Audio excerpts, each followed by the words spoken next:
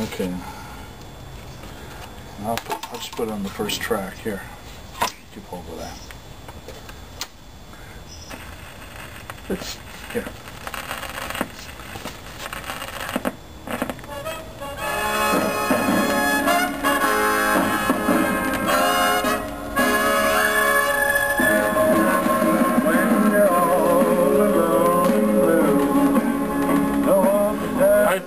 I sent some Dean Martin in the air. Yeah, Dean Martin in the air. Yeah. You know, people always talk about Frank Sinatra being the greatest of all, but I've always thought that Dean Martin would outlast Frank Sinatra. Now, I could be wrong, but Dean Martin always seemed to me to be more of the more down to earth, more melodic. Right. And less, Dee's got a lot less attitude. He just sort of like, he was like he had fun doing it. A good time guy, yeah.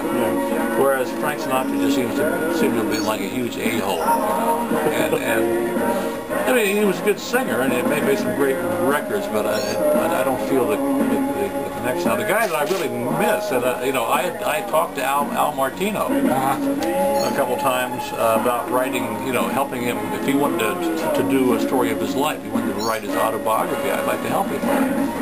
And he said, well, I don't know if anybody wants to tell my story. Because, he was involved with the mob. I mean, the mob kind of took over his contract, He went through, he was one of the early bel canto singers in the early 50s there. And he had first record was a #1 hit.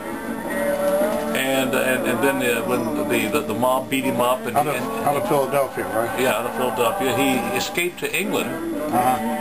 Escaped from the mob, became a star over there, came back over in the 60s and became a country star, Wow. So, and then he ends up in The Godfather, as Johnny Fontaine. Playing to type. Playing to type.